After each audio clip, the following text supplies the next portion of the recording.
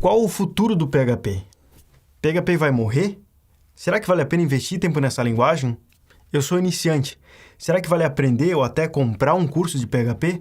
Eu vejo todo mundo falando mal de PHP. Será que essas pessoas estão certas? Essa e várias outras dúvidas que eu vou dar a minha sincera opinião aqui dentro desse vídeo. Então eu peço que você realmente reserve um tempo para assistir esse vídeo do começo ao fim, porque ele vai ser diferente dos outros. Ele vai ser uma montanha-russa de emoções. Horas sua moral vai estar aqui no alto e outras horas ela vai estar aqui embaixo.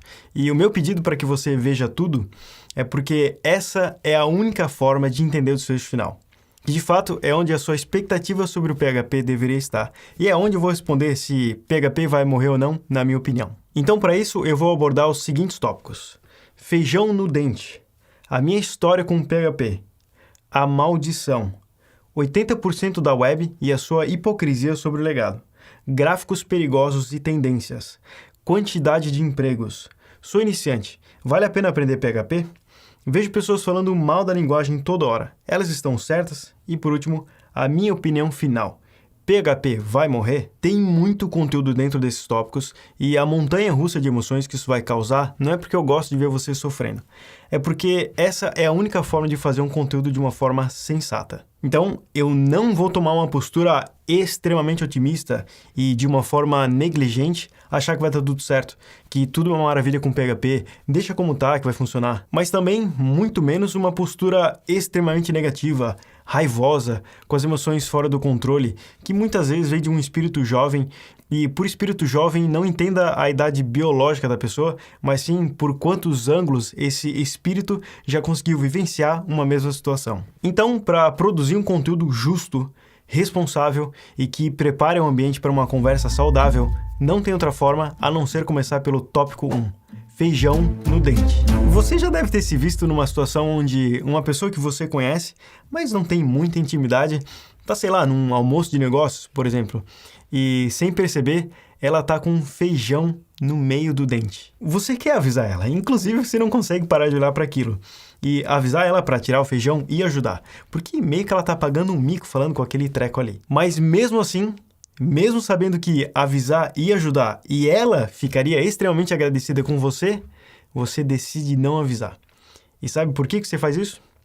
Porque você não tem intimidade com ela. Se fosse o seu irmão ou irmã, ou melhor amigo ou amiga, você avisaria e ainda tiraria um sarro. Mas o que isso tem a ver com esse vídeo de PHP?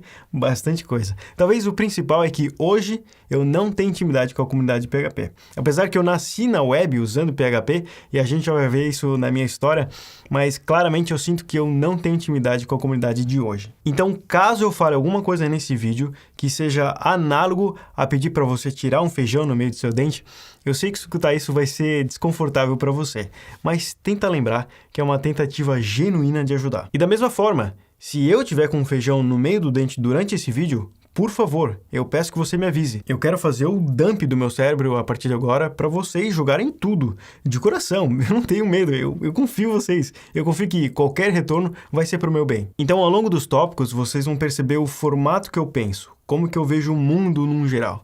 Inclusive, eu deixei eles todos numerados, caso vocês queiram fazer comentários específicos em algum desses tópicos. E a gente aqui, dentro desse vídeo, não deveria ter medo de ser corrigido. Eu digo isso porque conseguir enxergar a vida na sua totalidade é muito difícil. E geralmente a gente consegue enxergar um proxy do que ela é, uma aproximação, uma visão meio borrada.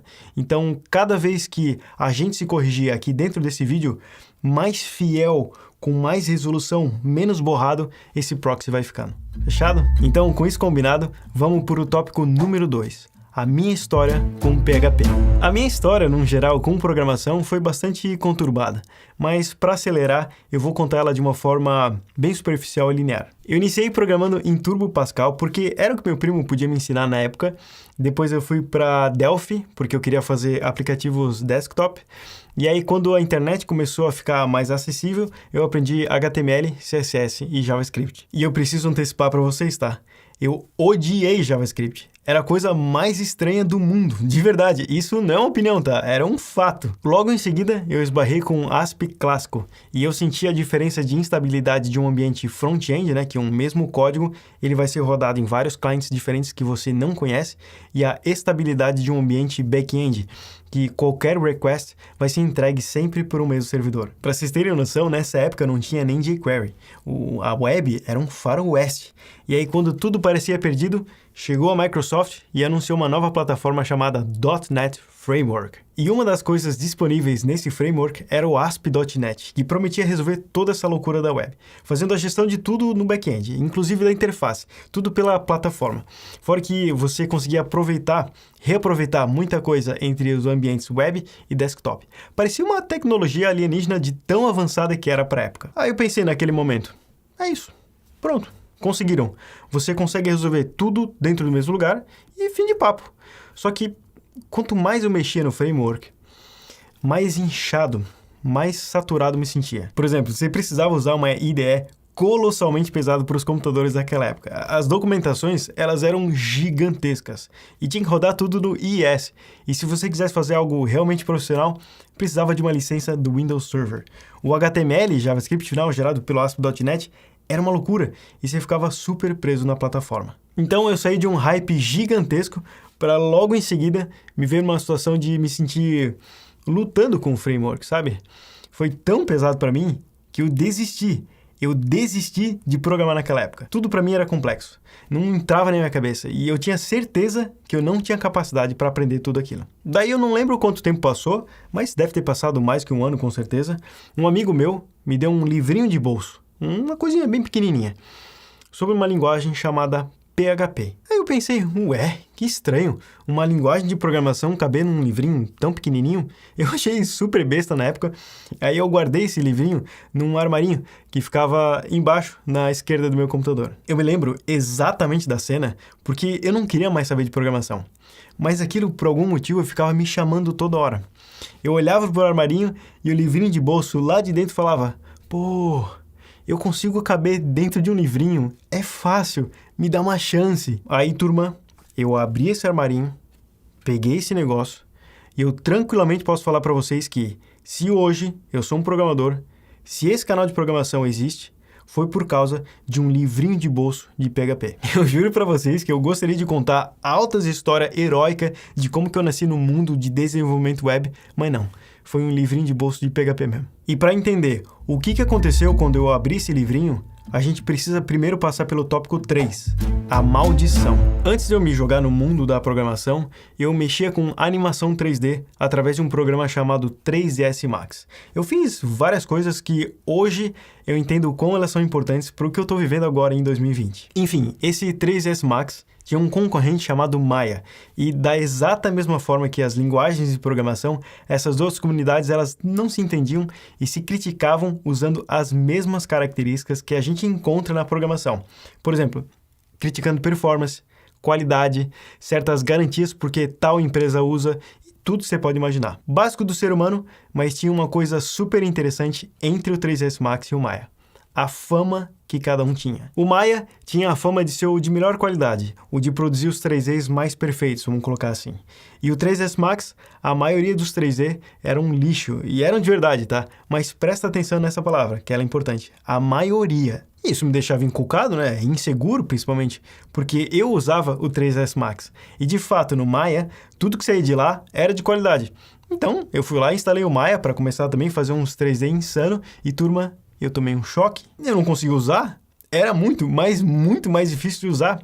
Fora que não tinha uma documentação tão boa e amigável como no caso do 3ds Max, não tinha também tanto tutorial na internet, não tinha quase nada na verdade, mal tinha comunidade, não tinha nem curso para comprar no Brasil, e eu não sabia o que fazer. Mas foi aí que eu percebi que estava tudo ok com o Maya, porque quem tinha pego uma maldição foi o 3ds Max, a maldição de ser fácil demais de usar. E foi isso que causou a diferença de fama entre os dois programas. Qualquer pessoa conseguia publicar alguma coisa com um 3ds Max, seja essa pessoa capacitada ou não. Não tinha um filtro, uma seleção natural. Então, para cada 10 projetos publicados, 2 eram excepcionais e 8 eram um lixo em comparação a esses 2 excepcionais. Já no Maya, a cada 2 projetos publicados, os 2 eram excepcionais, porque só sobrava quem realmente era excepcional para conseguir mexer naquele treco. E ao longo do tempo, com isso, você constrói uma credibilidade sólida, que só sai coisa boa desse programa, apesar que saía muito menos coisa. Só que a vida, ela é interessante, vamos dizer assim. Tem uma coisa no final dessa história que eu acho que ninguém da área poderia imaginar que ia acontecer. Lembra que eu falei que no caso do 3S Max, 8 projetos eram um lixo em comparação aos 2 excepcionais? Então, tem um provérbio em inglês que eu adoro que diz o seguinte: One man's trash is another man's treasure. O lixo, o descartável, que algo possa ser para uma pessoa, pode ser um tesouro para outra. Então, desses 8 projetos 3D que eram um lixo, a maioria deles era o suficiente para várias pessoas. E enquanto a maldição de ser fácil demais de utilizar fazia o 3S Max ser xingado por todos os lados, por fazer 3D feio, 3D devagar, 3D de sobrinho, ele era o suficiente para várias empresas demonstrarem o seu produto de uma forma muito melhor que o seu concorrente, que não tinha nada de 3D. E também para várias pessoas conseguirem fazer uma certa renda com freelas, inclusive eu. E esse negócio começou a criar um volume tão grande, começou a ganhar cada vez mais mercado, mais pessoas falavam a respeito, e aí mais tutoriais eram publicados na internet, que reduzia ainda mais a barreira de entrada de pessoas nesse meio, né? E todo esse negócio retroalimentava até chegar um dia que a controladora do 3S Max anunciou a compra da empresa que fazia o Maya. Olha que louco. Enfim, nos teletransportando agora de volta para o momento em que eu tinha desistido de programar. Eu estava com um livrinho de bolso do PHP na mão, com medo de vir de novo todo o peso do .NET, de eu não me achar um programador de verdade. Mas eu não aguentava mais. Eu não aguentava mais ele me chamando.